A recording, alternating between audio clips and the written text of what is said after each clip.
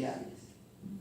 En cuanto a los benignos, como usted ahí tiene la relación, los de tipo estromal, entre ellos los miomas, los más frecuentes, pero puede haber proliferación también de fibroblastos que hagan masa tumoral, los lipomas, proliferación vascular sanguínea, hemangiomas, neurofibromas, linfangiomas y demás. Y los malignos de hecho, de largo también, el carcinoma epidermoide es el más frecuente. Los varones dicen que tienen un poco más de riesgo de padecerlo, tiene relación definida con algunos hábitos nocivos, entre ellos el tabaco, el alcohol y también los factores dietéticos que cada vez están más de moda. Deficiencias nutricionales, la suerte que haya tenido que de repente han necesitado radioterapia por alguna otra patología y han tenido que irradiarle la zona del esófago. La raza también, dicen que en afroamericanos es más frecuente. Y hay algunas tasas altas que tienen que ver con cuestiones genéticas y a veces con hábitos dietéticos, como en la China, en Irán, Brasil y Sudáfrica. La infección por virus del papiloma humano, también hay en boca, en otras partes, en el esófago también lo hay, porque ese epitelio escamoso, no se olvide. La ubicación más común, o mejor dicho, el segmento de esófago que más se compromete con carcinomas epidermoides está en el tercio medio. Pueden tener mejor una forma exofítica o polipoides, fungoides, mejor dicho, que crecen hacia la luz, pueden ser ulceradas. Y la mayoría se puede reconocer bien desde el punto de vista histológico y lo puede calificar uno como bien o moderadamente diferenciado. Y la metástasis, lógicamente, como cualquier otro problema de patología oncológica, puede estar presentes. De todos ellos, ¿cuál sería el que tiene mayor problema pronóstico? Lógicamente siempre, no solamente el tipo celular, mejor no es el grado, como es si es pobre o poco o bien diferenciado, sino más bien el estadio. Y el estadio, ustedes saben, no se da por el tipo celular, sino más bien por la penetración que tenga la neoplasia, la diseminación que pueda tener a nivel ganglionar o a distancia y la capacidad de invadir estructuras vecinas. Aquí tienen unos ejemplos de tumores de esófago. Algunas veces son exofíticos de acá, otras veces son anulares y no pocas veces provocan estrechez y la molestia principal es la disfagia. Pueden ser pequeños, pero en nuestro medio, desgraciadamente, la gran mayoría de los casos que llegan a los hospitales, yo creo que eso es cierto porque nosotros, buena cuenta, el Hospital Loaiza es una representación de la patología nacional porque llega a todas partes, llega en estadios avanzados, cuando ya hay disfagia, dificultades a tragar, no solamente líquidos, sólidos también, y a veces hasta retención gástrica y otros problemas que pueden haber. La histología, ya lo dijimos, de lejos, la primera posibilidad de que sea carcinoma epidermoide, salvo que sea del tercio inferior de la unión gastroesofágica, y hay que determinar si este tumor, que es el adenocarcinoma, nace en el estómago y se ha subido hacia el esófago, o del esófago está naciendo propiamente ahí para poder calificarlo. Una cosa es que ascienda del cáncer, del estómago, del fondo del estómago, y otra cosa es que nazca en el esófago. Podríamos determinarlo eso fundamentalmente por el tamaño o la ubicación que se tenga, pero los dos son tipos de adenocarcinoma. Ahí viene la relación que les decía con el esófago de Barrett. No necesariamente todo esófago de Barrett va a terminar en cáncer adenocarcinoma. Y tampoco podemos decir que todos los adenocarcinomas nacen en esófago de Barrett, porque puede ser que sea de nuevo y no tiene estos problemas. Llega a formar grandes masas, lógicamente ya hemos dicho, la invasión dependerá de la magnitud de la lesión y la suerte, lógicamente, del paciente. La mayoría forman glándula de tipo intestinal, como hemos visto, y otras veces mucho menos diferenciados como son células en anillo de sello. Si yo sé que el epitelio escamoso del esófago no es lo usual en este extremo de que se haga neoplasia maligna y más bien aparecen glándulas, hay que relacionarlo o potencialmente relacionarlo con el esófago de Barrett. Y aquí tiene las glándulas con la tipia que no se deja esperar para calificar que este es un adenocarcinoma. Perdón. Menos frecuente, pero con peor pronóstico, como también lo es en otras ubicaciones del tubo digestivo, son cuando las células son muy indiferenciadas y más bien elaboran moco, como ven estas estructuras que son muy claras en este caso, pero con núcleo muy rechazado, que son las células mucosecretoras o las células que se conocen como anillo de sello, o sea, un carcinoma, células en anillo de sello. Bien. ¿Cómo vamos con la hora, secretario? 5:48. Vamos a avanzar entonces. Esto es un poquito más fácil, ya lo veremos lo de la 48, ¿no? La gastritis. En general, la gastritis son inflamación. Prácticamente todos en algún momento hemos padecido de una gastritis. Todos han sido sometidos a una estudio endoscópico, no. ¿Cuántas veces nos hemos curado nosotros mismos?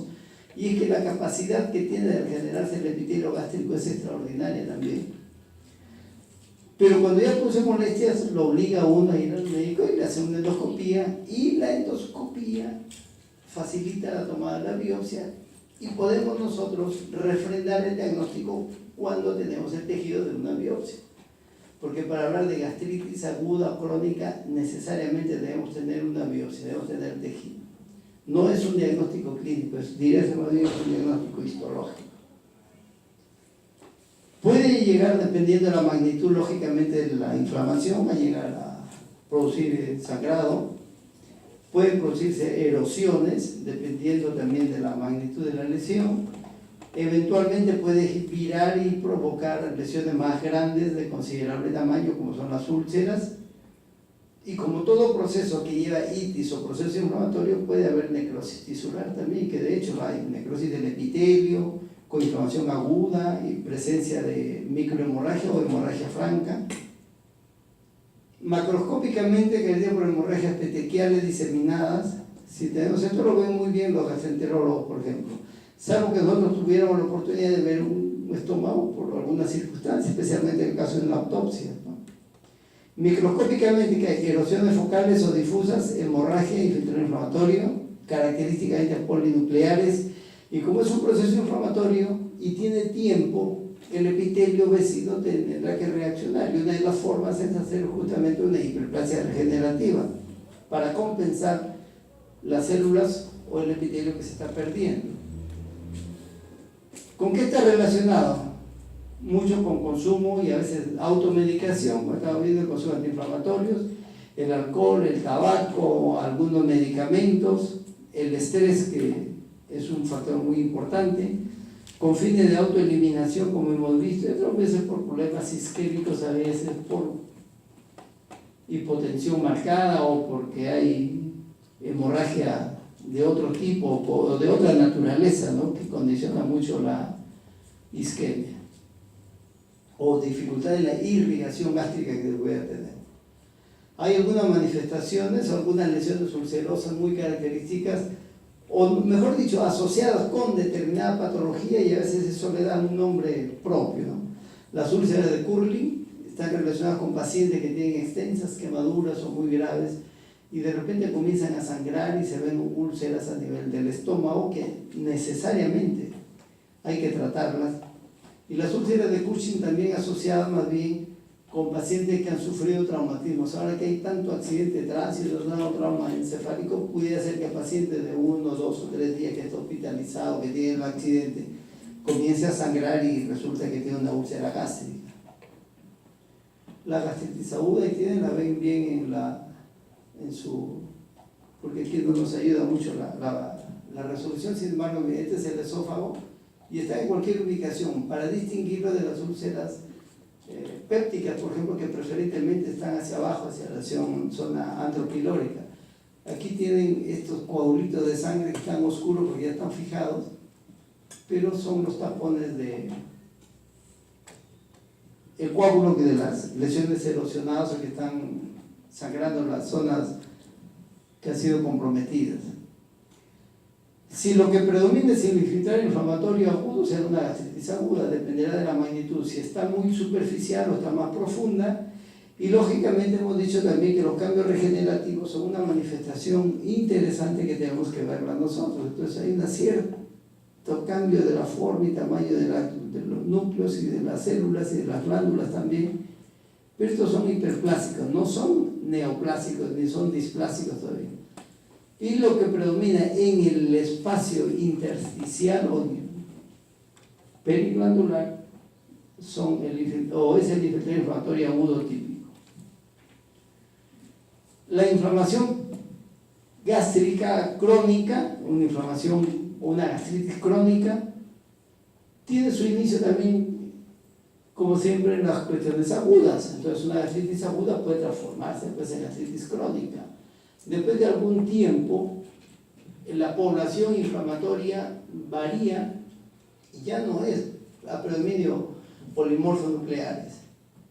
Y a veces hay hasta gastritis eosinofílica, también así parecía como es una esofagitis eosinofílica. Vira un poco y se hace crónica, y al haber una inflamación crónica, la población celular es distinta. ¿Se acuerdan? Polimorfonucleares, inflamación aguda; mononucleares, inflamación crónica. Buscamos linfocitos, buscamos células plasmáticas, monocitos, y donde también en el intersticio. Puede haber agresión o no al epitelio, por supuesto que la hay. Y si es muy crónica, puede llegar hasta la atrofia de algunas glándulas o atrofia de toda la mucosa. Dependerá de la magnitud y uno puede ir calificándola o cuantificándola si se quiere. Como es un problema crónico también, el epitelio o la mucosa trata de adaptarse a las nuevas condiciones de agresividad, de agresión que tiene, y vira el epitelio supuestamente para hacerse más resistente y se hace metaplásico. Pero así como el esófago, aquí ya entra otro problema que tiene otra importancia, tiene otra trascendencia. La metaplasia puede virar hacia displasia y la displasia puede virar a neoplasia. Aquí en el estómago se cumple exactamente eso. En nuestro medio y en todas partes del mundo ya, hasta hace varios años no se aceptaba esto, pero después ya se logró demostrar todos estos fenómenos, y los que describieron primero la gastritis por el Helicobacter pylori merecieron inclusive el premio Nobel de Medicina. Y ahora prácticamente la gran mayoría, para no decir todos los tipos de gastritis, tienen algo que ver con el Helicobacter pylori. Y en nuestro medio la tasa de infección por el Helicobacter pylori es altísima, en cualquier región, en las 3 regiones del país. Eso ya está bien demostrado por los estudios que hicieron los equipos de Cayetano. Característicamente, cuando es por el Helicobacter pylori, se ubica más en el antro del cuerpo, o mejor dicho, comprometen más antro y cuerpo. Y la lesión, como dice acá, es resultado de una acción agresora por parte de enzima y otras toxinas bacterianas, para relacionarlo siempre con el Helicobacter pylori, y la reacción inflamatoria es desencadenada por esta agresión. ¿No? El Helicobacter pylori no se mete al tejido. El medio que le condiciona a sobrevivir, que es el moco gástrico, vive ahí, y al cambiar su medio y el Helicobacter también, su forma de supervivir es que lesiona o agrede al epitelio gástrico. La histología, decíamos, infiltrado, hiperplasia linfoide, dependiendo de la magnitud o de la cronicidad que se tenga, pérdida variable de glándulas, puede llegar a la atrofia como cualquier proceso crónico también, y el Helicobacter pylori es fácil detectarlo y se puede encontrar con facilidad, inclusive en correlación de hematoxilina y eosina. Si esto tiene algún tiempo de evolución considerable, puede llegar a la metaplasia intestinal que ya se fue comentada. Un daño mucinoso no es difícil encontrarlo en el epitelio, por eso ustedes verán estas glándulas que están aparentemente no tienen el techo, diríase, esta célula. Y estos bichitos que están viendo ustedes, estos puntitos negritos que están viendo aquí, algunos bastones, otros un poquito más cocoides, son los Helicobacter pylori, que también ya hemos aprendido mucho para verlos estos en hematoxilina y eosina nada más. Excepcionalmente necesita un marcador, una tinción especial, que es la de Wartenstein, pero es mucho más costosa y es muy celosa, es muy delicada en su manipuleo, por lo tanto no se vuelve una coloración de rutina, pero como insistimos, con el HI es suficiente. Y ahora hay otros procedimientos también, el test de la ureasa y otras sustancias que se pueden usar para no llegar a hacer estos procedimientos. Y demostramos que tiene Helicobacter pylori el paciente.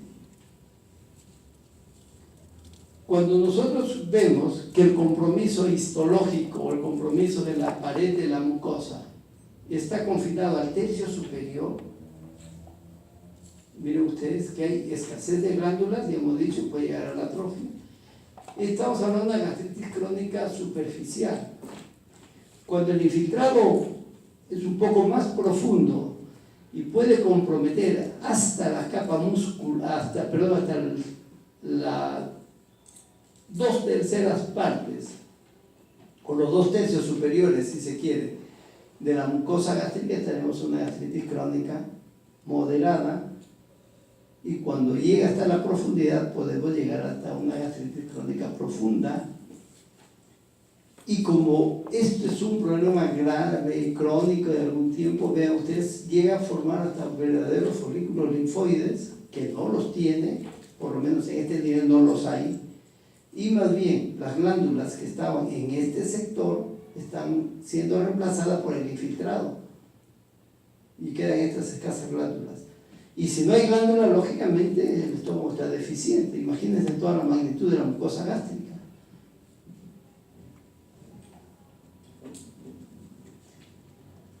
Puede llegar a un caso extremo, como ustedes verán, el espesor que tenía la mucosa gástrica, que era por lo menos 3 veces este tamaño, este espesor, ahora se reduce a esto.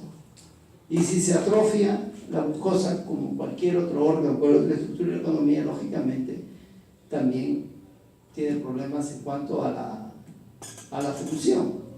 La metaplasia intestinal, que es muy evidente a este nivel por la boba del seno, y eventualmente pudiera llegar a ser displasia. Pero ya en cuanto a la displasia ya entramos al otro tema, que cuando vas a hablar carcinoma. La úlcera péptica está definida como solución de continuidad de la mucosa del estómago o del intestino delgado, especialmente el duodeno, que rebasa la capa muscular. Todo lo que está por encima de la capa muscular propia, o muscular de la mucosa, perdón, todo lo que está por encima de la muscular de la mucosa, histológicamente nosotros llamamos erosión. Si rebasa la capa de la muscular de la mucosa, hablamos de úlcera. Pero para eso tenemos que tener un buen tejido para poder nosotros hablar, porque si no, erosión tiene una estrategia terapéutica y la úlcera tiene otra. Tiene relación directa con la acción del ácido clorhídrico, y lógicamente estos son elementos agresivos y los otros elementos de defensa que tiene cada una de las estructuras. La localización principal está a nivel del estómago distal o el duodeno proximal. Rara vez se ve en otras partes del tubo digestivo, pero la literatura lo pone. Ustedes saben también, para que se produzca una lesión tiene que haber un desbalance entre los elementos o los factores protectores, los que están señalados acá, y los factores agresivos, que muchos de ellos somos responsables nosotros, por ejemplo, con la automedicación o el abuso de algunas sustancias, o la infección por Helicobacter pylori también, ¿no? U otros factores como son problemas de irrigación que hemos señalado. La morfología de la úlcera péptica puede ir entre 2 y 4 centímetros. Les digo también sinceramente que en estos últimos años, quizá unos 20 años hacia acá, vemos mucho menos úlcera péptica, porque ya los gastroenterólogos y todos hemos aprendido, y esto se trata antes de que llegue a ese extremo. Antes había inclusive intervenciones quirúrgicas muy frecuentes por úlcera péptica, que ahora Por definición, la enfermedad ulceropéptica es una enfermedad médica, tiene que tratarse desde el punto de vista médico. Bueno, se presentan lesiones que van hasta 4 centímetros, puede ser, y que se puede alcanzar, inclusive la muscular propia, eventualmente se pueden perforar. También hace mucho tiempo que no vemos perforación por úlcera péptica, pero puede haber. Tanto duodenal como gástrica, y que también es una emergencia que obliga al cirujano lógicamente a entrar con tiempo a repararla. Característicamente, sus bordes son bien netos. En dentoscopía y en la macroscopía uno puede diferenciar, o en todo caso intuir mucho si es que es una lesión ulcerosa benigna o es un tumor maligno ulcerado. Si vamos hacia las características citológicas para calificar que es una úlcera péptica, tanto en estómago como en duodeno, tenemos que encontrar una capa de exudado fibrino purulento, la capa más superficial del lecho ulceroso. Inmediatamente por debajo de ella, tejido necrótico, hablamos porque es necrosis, porque se está haciendo el hueco, se está yendo inclusive hasta la capa muscular de repente. Tejido de granulación, que es la respuesta a la agresión, y como esto es crónico, en el afán de reparar y de cicatrizar, lógicamente hay fibrosis como cualquier proceso cicatricial. Y el espesor de la pared del esófago, o del estómago, o del duodeno, que tiene mucosa, submucosa, muscular propia, etc. Y que cada uno tiene sus características, porque una es epitelial, la otra es tejido conjuntivo laxo, la otra es tejido muscular. Se pierde esa estructura y puede ser repasada por la fibrosis, dando lógicamente dificultad en cuanto a la función de que pueda tener el órgano a este nivel. Eventualmente puede llegar hasta la capa serosa y perforarse. La localización, ya lo dijimos, curvatura menor, característicamente asociadas a la gastritis crónica que hemos visto, y cuando se encuentra la curvatura mayor asociada mayormente al uso de AINES. Bueno, está la macroscopía y las lesiones que pueden verla. Creo que cuando terminamos lo que es la parte de la úlcera. ¿Qué tiempo tenemos, secretario? 26. ¿6 o 26? 6 y 15 comienza la otra día, ¿no? O 6 y media. 11 minutos. Tenemos. 11 minutos. Me avisas exactamente ahí, porque si no les dejo, y esto como es, ya está en nuestra clase aquí, pero igual se queda acá para poder hablar de carcinoma gástrico. Ocupan un lugar importantísimo en cuanto a incidencia y frecuencia en el mundo. En los países en desarrollo, ustedes verán, un 70% todavía tienen. Es más frecuente en varones, más frecuente en algunas partes del mundo, como son el Asia Oriental. En Latinoamérica, el Perú ocupa el 4º lugar, después de Chile, Ecuador, Costa Rica. Y lo peor que vamos a ver cuando avancemos un poco, miren, el cáncer gástrico del Perú ocupa el 1er lugar de incidencia en varones y la 3ª ubicación en mujeres. Mujeres, cuello uterino, mama y después estómago. No solamente como incidencia también, sino es como causa de muerte. ¿Por qué? Porque en nuestro medio, desgraciadamente, la gran mayoría de los pacientes que tienen cáncer llegan en estadios muy avanzados. En Latinoamérica ya lo tienen ustedes. Este es unos mapas que lo revisa usted para que vean. Este es el último gran estudio que se hizo ya hace un buen tiempo acá en Lima metropolitana, pero se puede extrapolar a cualquier parte del país. Y habla sobre la incidencia, muchos de ellos. Por ejemplo, acá en la tabla 5 dice mortalidad de cáncer gástrico según grupo etario, hombres y mujeres. Vean ustedes, mortalidad, no hablan incidencia, mortalidad. Entre 55 y 74 años es la tasa máxima de mortalidad por cáncer gástrico en nuestro medio. Esto no ha variado mucho. Lo mismo que tiene acá, frecuencia de cáncer gástrico según un grupo etario, mujeres también entre los 55 y 74 años está la mayor incidencia. Pero hay gente joven, más joven, 30 a 54 te entiende un buen porcentaje. Y desgraciadamente también nosotros tuvimos un caso hospitalizó a un niñito de 14 años con cáncer gástrico. No son usuales. Es raro que un paciente que venga con 18, 20, 30 años con cáncer gástrico. Lógicamente la curva va ascendiendo y después comienza a decaer después de los 75, 80 años, porque también hay menos población a ese nivel, en esa edad, ¿verdad? Pero es importante. Lo más importante de esto es de que es una incidencia muy alta y con, no solamente incidencia, sino como tasa de mortalidad por cáncer. Poco de historia: en los últimos 50 años se ha disminuido considerablemente el cáncer gástrico, especialmente en los países en desarrollo, que es un problema que nosotros todavía no lo podemos manejar, por diferentes motivos. Uno de ellos son las estrategias de salud que manejan, desgraciadamente, no manejan otros profesionales, pero también entre ellos médicos, ¿sabes? Porque muchos de ustedes de repente van a ser funcionarios, van a ser epidemiólogos, van a ser salubristas, en fin. Y estas son estrategias de cómo diagnosticar y detectar lesiones. Por eso que los países que tienen mejor índice de nutrición, países más desarrollados que tienen mejor índice de educación, todo, se está tratando, no de eliminar, pero por lo menos disminuir considerablemente. ¿Qué tiene que ver con qué? Con condiciones de almacenamiento, conservación y trato de alimentos, así como la historia del consumo de vegetales y frutas como antioxidantes. Mejoran mucho las medidas de salubridad. Y el otro factor decisivo que también cada día se habla más de la relación de la infección por Helicobacter pylori con la gastritis, como decíamos, y que la gastritis puede evolucionar a esa metaplasia y la metaplasia a la displasia, etc. Entonces, el Helicobacter pylori ahora se considera como un factor importantísimo, biológico, que antes se consideraba solamente a los virus, relacionado con la neoplasia maligna, en este caso de estómago, tanto del cáncer gástrico como del linfoma gástrico también. Factores de riesgo: la infección por Helicobacter pylori, ya les decía, miren, en el 84 nomás estos autores demostraron que había relación directa entre inclusive no tenían propiamente el nombre del Helicobacter, ¿no?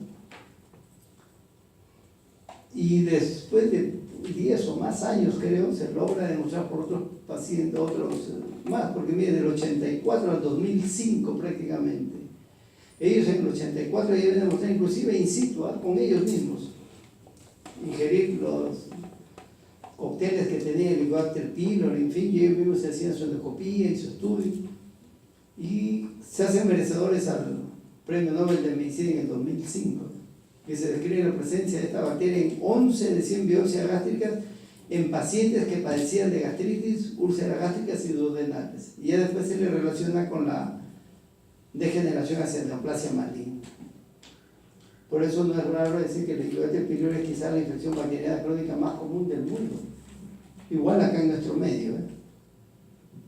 La migración de otro factor. El primero venía factores de riesgo de infección por Helicobacter pylori, que cada vez cobra más actualidad.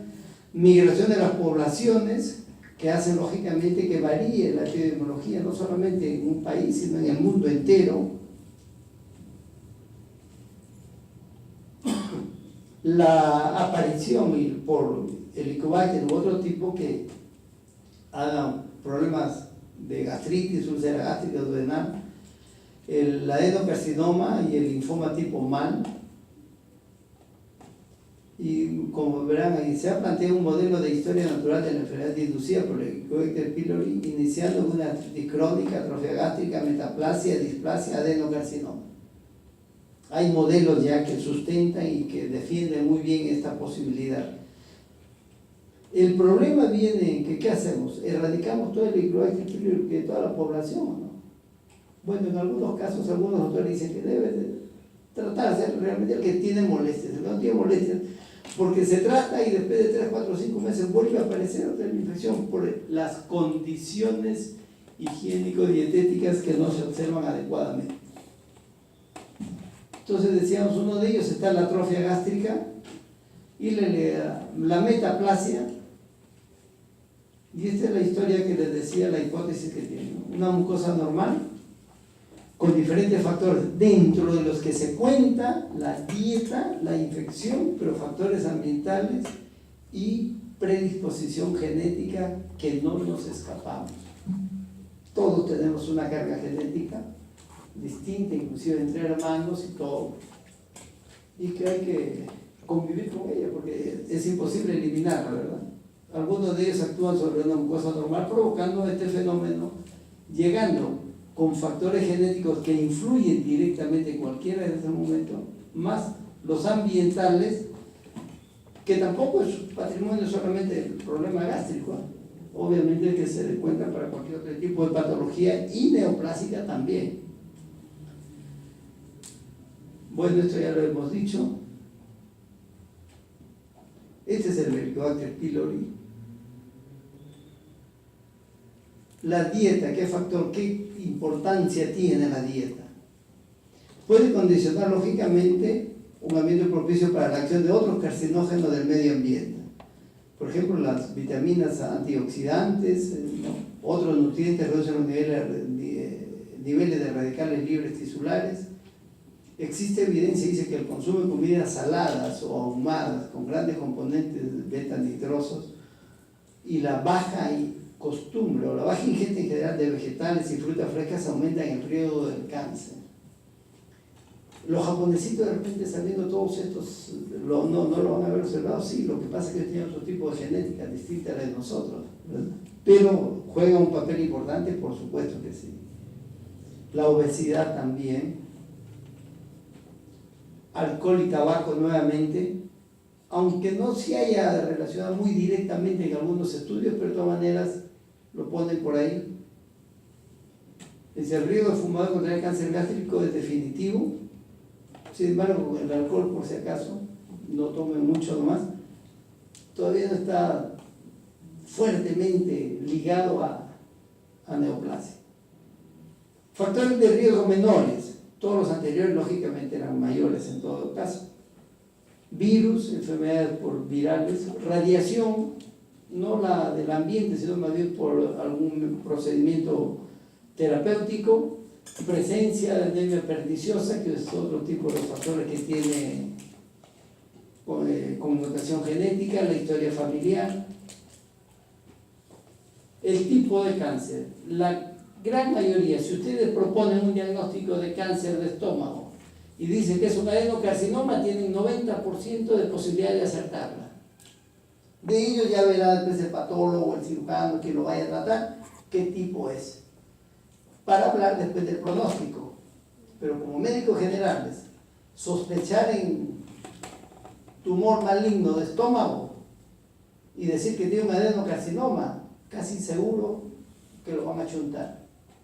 Porque los otros tumores son más raros y los que tienen mayor trascendencia desde el punto de vista